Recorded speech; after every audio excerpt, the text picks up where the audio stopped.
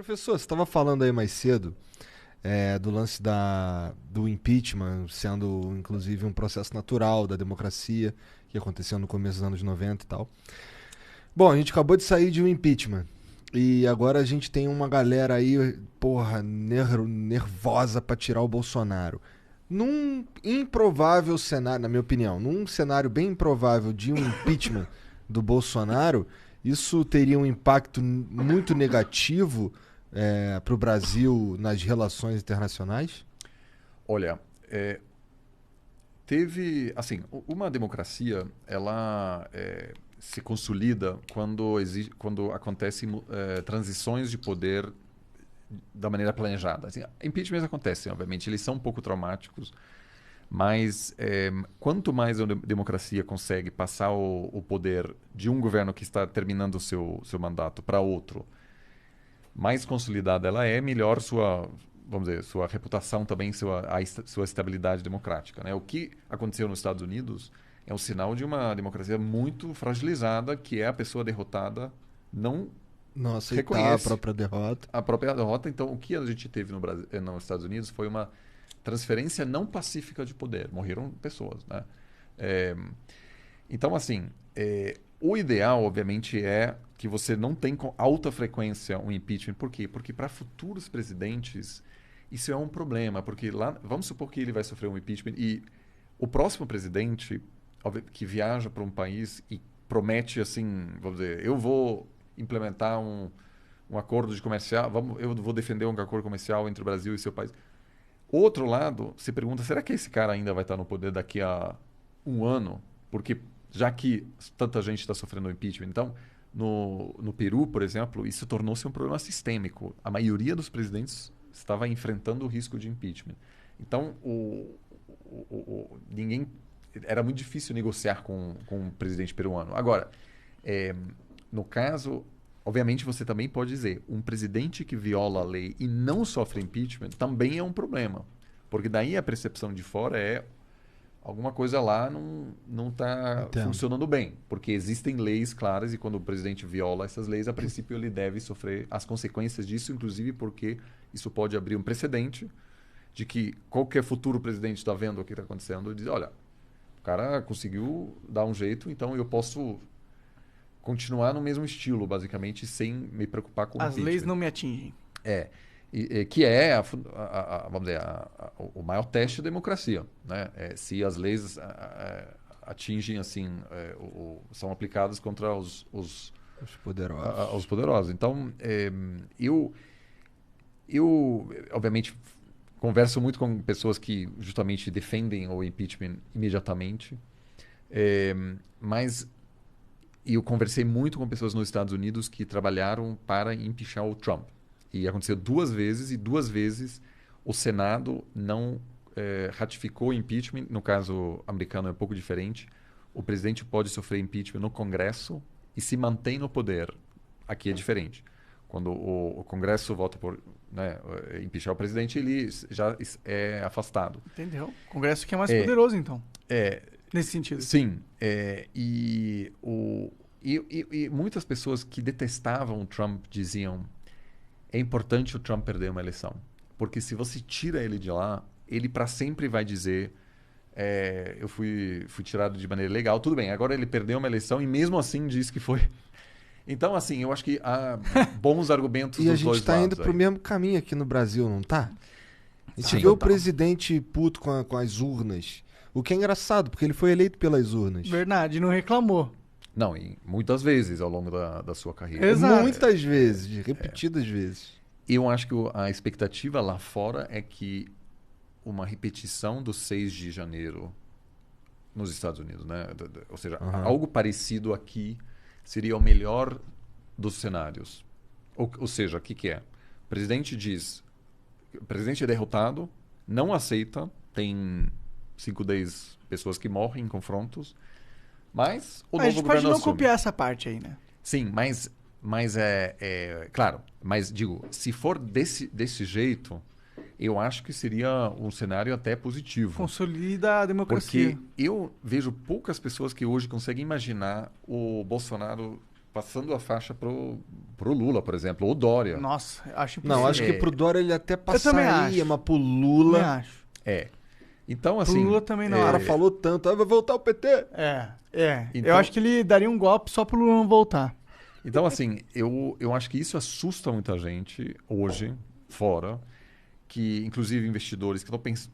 Olham o mercado brasileiro e dizem, olha, eu vou ver o que acontece no final do ano que vem, porque se rolar bagunça, tiro, etc. Eu falei com um representante de um banco de investimentos, ele falou assim, a gente não gosta de tiro porque daí a gente não consegue entender quais serão as regras de investimento, como a economia vai reagir, etc. Então, isso claramente é um problema. O risco político Brasil está super elevado. Dólar meio que reflete isso.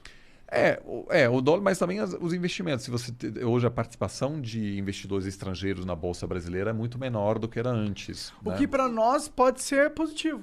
Mas o que não... Você estava falando disso agora aqui. Pode ser. Aí eu não entendo muito de bolsa, mas pode ser uma chance de... Não, mas a princípio Porque, tem uma forte presença se o estrangeiro investidores saiu positivo. fora, quer dizer que se por acaso o Brasil melhora e a gente investe agora, quando os estrangeiros voltarem, que eles têm muito mais dinheiro que a gente, eles vão inflar a bolsa e quem estava investido antes ganha. Mas o investimento, obviamente, é fundamental também para viabilizar o crescimento. verdade. Sim, né? exatamente. Ou seja, não, mas E a o gente tá num investimento momento- externo, né? que é crucial para viabilizar essa melhora. E a gente está num dólar alto, faria sentido pro cara Investir aqui investir aqui, porque o dinheiro dele vale mais.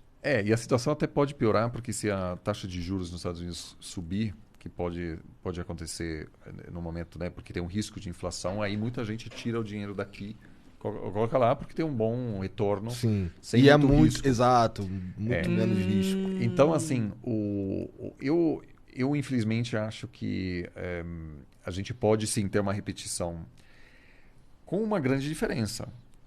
As Forças Armadas americanas não sonham com a volta para algum passado autoritário. Eles nunca ameaçaram um presidente civil.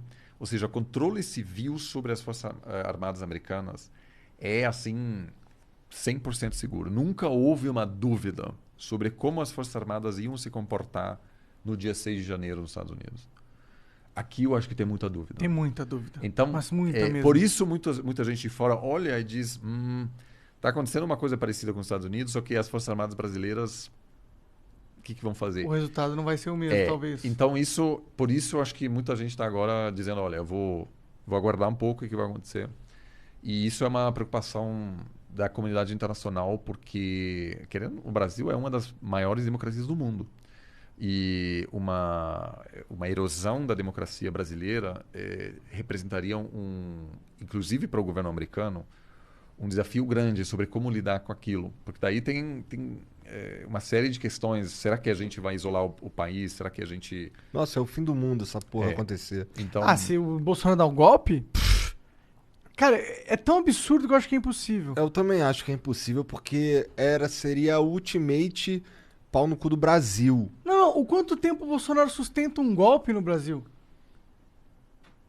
O cara não consegue nem sustentar uma comunicação internacional, vai sustentar um golpe. Cara do professor. eu tirar uma também- risada do alemão é difícil. Eu acho que a gente precisa estudar rupturas em outros países para ter uma noção disso. Eu acho que eu acho que o plano de qualquer autoritário não é evitar uma ruptura clássica, porque essa sempre pode causar uma reação negativa da comunidade internacional. Então, vamos dizer, as erosões mais típicas agora acontecem ao longo de muitos anos. A Venezuela, por exemplo.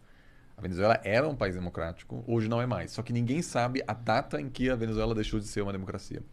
Então foi muito, vamos dizer, bem feito, entre aspas, porque havia pequenos passos. Aquele líder da oposição vai preso. Eu vou mudar a lei para que os juízes só terão indicação temporária. Então eles vão estar com medo do governo porque eles querem que os seus Governo cargos renove. Então, vou dando pequenos passos. Né? Isso aconteceu em muitos países aqui na região, mas também tivemos casos de ruptura clássica e a comunidade internacional não pode fazer tanto. Às vezes, né, isso é o que você estava dizendo, a gente tem a expectativa de que alguém vai fazer alguma coisa, mas quando o Fujimori, por exemplo, deu golpe em 92, no Peru, o Brasil falou, olha, o que vamos fazer? A gente não tem o que fazer. E foi naquela época, foi ainda o governo FHC que... O FHC não foi para a inauguração do próximo mandato do Fujimori. Para mostrar que ele não estava gastando aquilo. Mas assim... Foda-se. Não vai mudar nada. Então, infelizmente, os mecanismos que foram estabelecidos na América Latina ao longo das últimas décadas, que em vários casos golpes foram... Rolou uma vista grossa. Vamos dizer, aconteceram, em alguns casos até a comunidade regional conseguiu parar. Por exemplo, o Paraguai teve uma tentativa de golpe em 96. O presidente que estava ameaçado, ele pegou um avião particular para Brasília, falou com o FHC e o FHC ligou para um soldado, um general brasileiro que conhecia esse general golpista paraguaio. E o general brasileiro disse, olha, se você der golpe, a gente vai te isolar economicamente e o Paraguai vai colapsar. E aí esse cara, o general Oviedo, decidiu não dar golpe. Caralho! Caralho!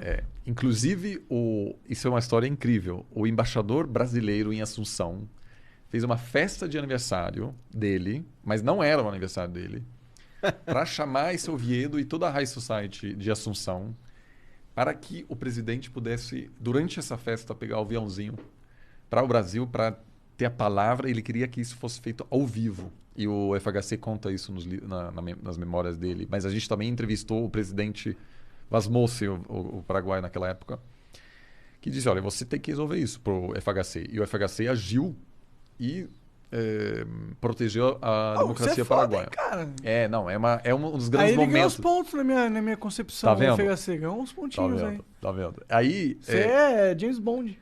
Só que isso hoje não é difícil imaginar disso acontecer. Né? Então, assim, cenários assim...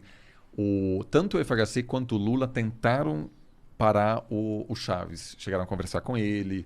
Tem vários relatos dos dois dizendo, olha, você precisa respeitar a oposição. O Lula tentou parar o Chaves? Porque tem uma história... Por que deixou o Silvio Santos passando tanto tempo na TV? Tô brincando. Olha, desculpa.